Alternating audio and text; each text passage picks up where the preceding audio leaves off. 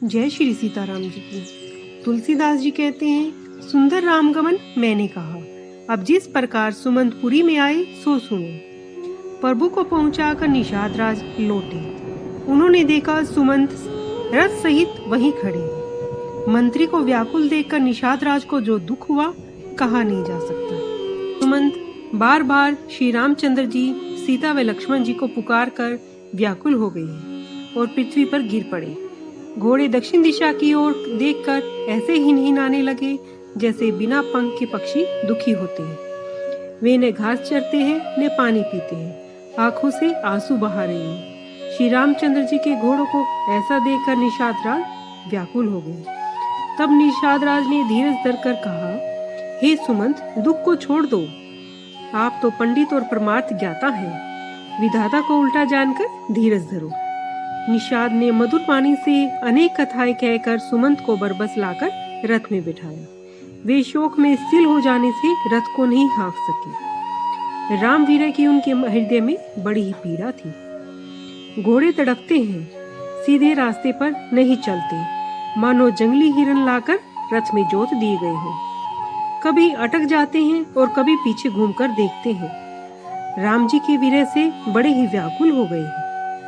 जो कोई राम लक्ष्मण व सीता का नाम ले लेते हैं तो हिनहिनाकर वे घोड़े उसकी तरफ देखने लगते हैं। घोड़ों की विरह दशा कैसे कही जाए। वे ऐसे व्याकुल हैं जैसे मणि के बिना सर्प व्याकुल हो जाता है। सुमंत व घोड़ों की यह दशा देखकर निषाद राज बहुत ही दुखी हो जाते हैं। तब उन्होंने अपने 4 अच्छे सेवक बुलाकर सारथी सुमंत के साथ कर दिए। सुमंत को पहुंचाकर निषाद राज लौटा।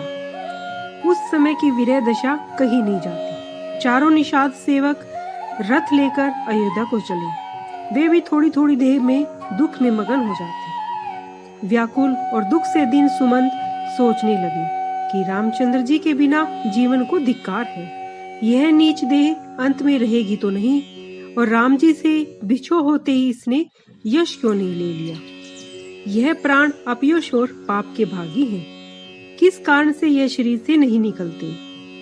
हाय, यह मूर्ख मन अवसर चूक गया। अब भी तो मेरे हृदय के 2 टुक नहीं होते। सुमंत हाथ मलकर और सिर धुनकर पछता रहे हैं, मानो कोई कंजूस धन की डेरी गवा बैठा है। वे ऐसे चले जैसे कोई योद्धा बाना बांधकर और शूरवीर कहलाकर लड़ाई से भाग चला हो। जिस प्रकार कोई ज्ञानवान, वेद का ज्ञाता और साधुओं के अनुकूल ब्राह्मण मदिरा पान करके पछतावा करता है, उसी प्रकार सुमंत सोच रहे हैं। जैसे कोई कुलीन साध्वी, चतुर और कर्म मन और वाणी से पति को देवता मानने वाली स्त्री कर्म गति से पति को छोड़कर दुखी रहती है, इसी प्रकार सुमंत के हृदय में भी कठिन दुख था। आंखों में आंसू थे, दृष्टि कम हो गई थी, कानों से कुछ सुनाई नहीं देता।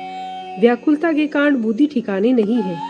होठ सूख गए हैं, मुख उतर गया है, किंतु प्राण नहीं निकलते, क्योंकि अवध रूपी किवाड़ हृदय में लगे हैं। मुख का रंग बदल गया है, जो देखा सुनाया या माता पिता को जैसे मार डाला गया हो। वियोग रूपी हानि से बहुत ही उदासी छा गई, जैसे पापी यमपुरी के रास्ते में सोच से उदास हो जाता है। मुंह से वचन नहीं निकलते, हृदय में पछता रहे हैं, जो अयोध्या में जाकर क्या देखूंगा। जो लोग बिना राम जी के रथ को देखेंगे वे मुझसे देखने भी संकोच करेंगे। नगर के व्याकुल स्त्री पुरुष दौड़कर जब मुझसे राम जी के समाचार के बारे में पूछेंगे, तब मैं हृदय को वज्र के समान कठोर करके सबको उत्तर दूंगा। हे विधाता, जब दीन और सब माताएं मुझसे समाचार पूछेंगी तब मैं उनसे क्या कहूंगा।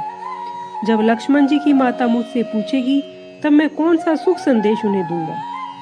राम जी की माता जब दौड़कर मेरे पास आवेंगी, जैसे नवीन ब्याही हुई गाय बछड़े को याद करके दौड़ आती है, तब पूछने पर उन्हें मैं यही उत्तर दूंगा कि राम लक्ष्मण व जानकी जी वन को चले गए हैं। जो मुझसे पूछेंगे उसको यही उत्तर दूंगा। अयोध्या जाकर अब यही सुख लेना है। परंतु जब दुख से दीन राजा, जिनका जीवन राम जी के अधीन है, वो मुझसे पूछेंगे तो मैं कौन सा मुंह लेकर राजा को उत्तर दूंगा कि कुंवरों को पहुंचाकर कुशल से लौट आया हूँ। राम लक्ष्मण व सीता का समाचार सुनते ही महाराज दशरथ तिनके की भांति अपनी देह को छोड़ देंगे। प्रीतम रूपी जल के सूख जाने से कीचड़ के समान मेरा हृदय क्यों नहीं फट गया। इससे मैं जानता हूँ कि विधाता ने मुझे कठोर दंड भोगने के लिए यह शरीर दिया है। इस भांति रास्ते में पछतावा करते हुए सुमंत तुरंत रथ समेत तमसा नदी के किनारे आ पहुंचे। सुमंत ने चारों निषादों को नम्रतापूर्वक विदा किया।